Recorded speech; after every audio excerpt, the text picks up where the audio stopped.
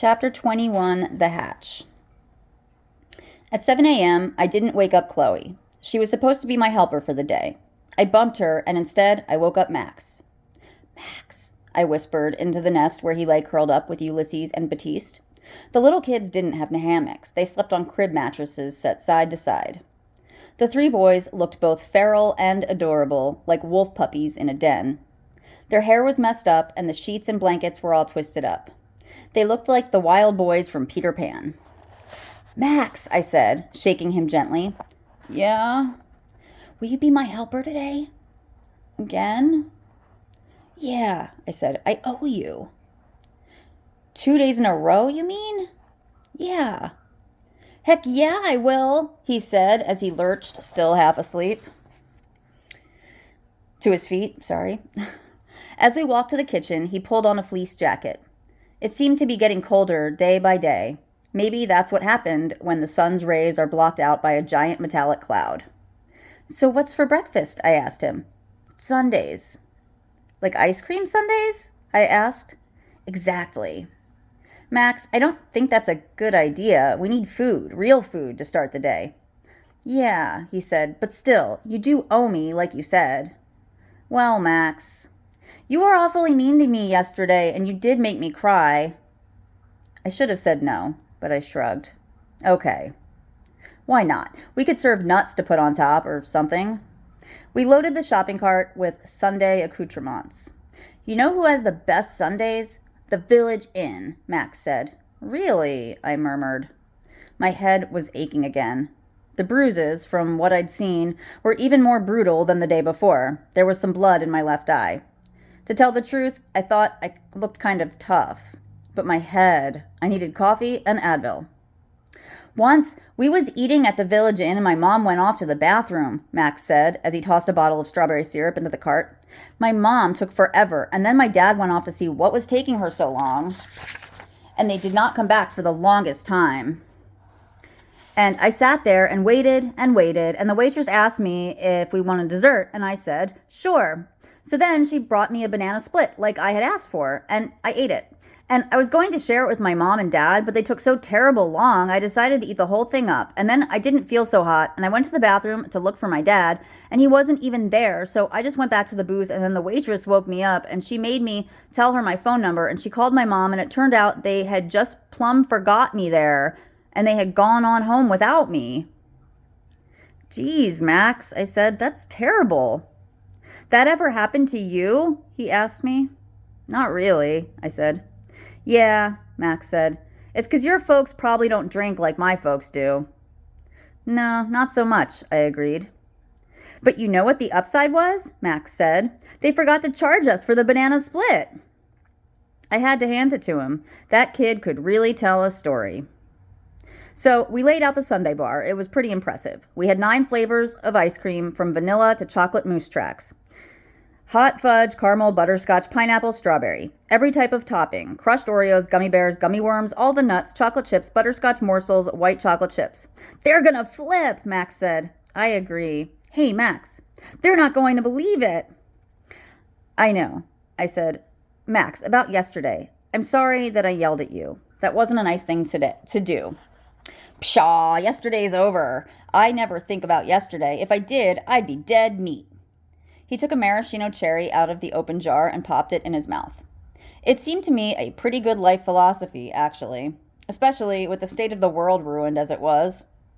Can you tie the stem in a knot? He asked me. There was this stripper named Bingo I met at Emerald's. She could tie a cherry stem in a knot around the handle of a plastic sword, all with her tongue. I shook my head no. But she had these buck teeth, so maybe that was her secret weapon. The ice cream was getting soft. I looked at the clock. When were they coming? Can I go get them? Max asked. It was 8:30. Where were they? Suddenly, I realized that the store was completely quiet. We could hear no distant voices, no early morning quarrels among the little ones, no husky laughing from Jake or Braden, no movement. I started to run. What is it? Where are they?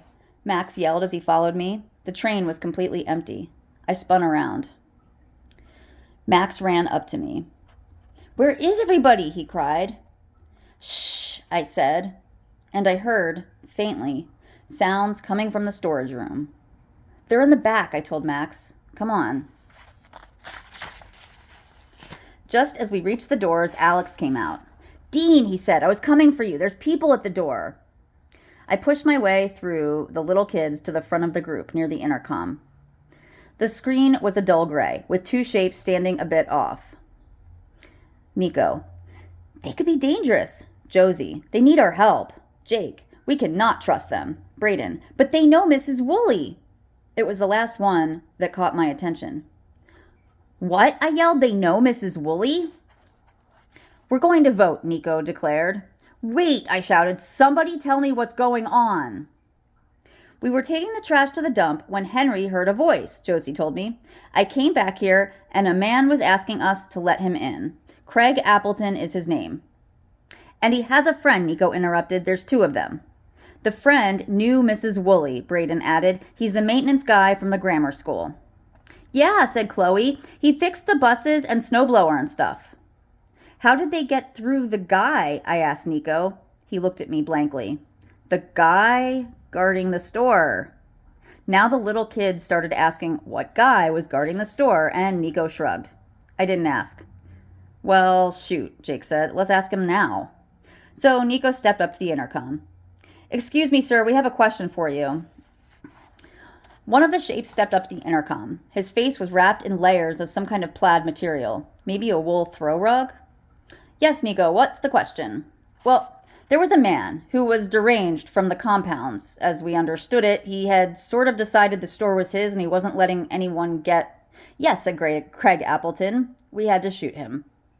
Nico told Josie to take the little kids, including Sahalia and Alex, back to the living room. Josie refused. I'm not going to be left out of this decision, she argued. Me either, said Sahalia. Nico took a deep breath. I tell you what, Sahalia, Nico said. If you take the kids to the living room and play with them, I will stop considering you a little kid. You'll have full big kid status and all the privileges of a big kid. Oh, now I'm a big kid. You guys treat me like dirt, but when you need something... Sahalia, Nico shouted. I need your help. Fine, she spat, but I want my vote counted. And what's your vote? Nico asked. Let them in. Maybe they can tell us what the hell's going on out there. Come on, guys, she said, rounding up the little kids. Let them in! Let them in! Shouted Chloe through the ruckus of little kids' voices. Hey, Sahalia, I called as she herded the kids off. We set up a Sunday bar. For breakfast? She asked, disapproving. Mr. Appleton, you'll need to wait for a moment, Nico said into the intercom. We need to discuss this and take a vote. The man's muffled face came close to the monitor. We understand that you need time to decide, he said. There's a lot of very scary people out here, but you can trust Robbie and me. That's why Mrs. Woolley told Robbie about where you were. She and Robbie are good friends. But now I am injured and we're out of supplies. Food and water are very scarce out here. If you could just help us stock up, we can give you the only thing we really have to trade. What's that? Nico said. Information, he said. It was as heated a debate as we'd ever had. Nico and Jake made a good case for not letting them in. Nico was really concerned that they had shot the O monster. They could use their gun or guns against us. We could end up their prisoners. They might take over and try to rule the Greenway. My job is to keep you safe, Nico said, his arms crossed. They have guns and they are adults. They can take care of themselves. If they try to take over, it'll be a total downer, Jake drawled. His eyes were glassy and strange. They should just go on their way. We don't want strangers in here telling us what to do. Brayden shook Jake's arm. Dude, are you insane? Brayden said. They can tell us what's going on out there. We need to know. And we got tons of stuff. We can trade for information. I agree with Brayden. We should be generous and share what we have. We need to know what's going on outside. It's worth the risk, Josie said. Alex was opposed to adding any variables into what was a stable environment. What tipped it was the rules Brayden proposed, and my vote. Nico turned to all of us. I just want it on the record that I am against this. I am only doing it because I've been outvoted. I think it's a bad idea. Yeah, Brayden said. Do you want to tell them, or should I? Nico turned, sighing, and pressed his finger onto the talk button. "We'll let you in," said Nico into the intercom, "on the following conditions. 1. You give us your guns for the duration of your stay. 2. You agree to leave tomorrow morning no matter what. 3. You promise to take no more than we give you. And 4. You swear you will abide by our rules." "Agreed," said Mr. Appleton, without consulting Robbie. "Now, how can we help you open up this door?" he asked. "We can't open it," Nico answered. "We'll throw you a ladder down from the roof." I was banished from the storeroom, as were Nico and Braden. "You too, Josie," Nico said. "But we don't even know what type I am," she protested. "Exactly," said Nico. Alex and Jake would be the ones to let the men in. Jake and Alex got bundled up in layers of clothing as a preventative measure. Nico handed Jake the home security ladder, and then Jake and Alex went up the metal staircase and worked on opening the hatch. After the woman had been attacked, Nico had wanted the hatch to be really easy to open, though still airtight, in case we had another emergency. I guess he'd made the hatch really darn easy because by the time we got back with baby wipes, 2 gallons of spring water, and fresh clothes for the 2 men, we could hear adult voices through the storeroom doors. They sounded friendly. Josie, Nico, Braden, and I waited impatiently outside the storeroom doors.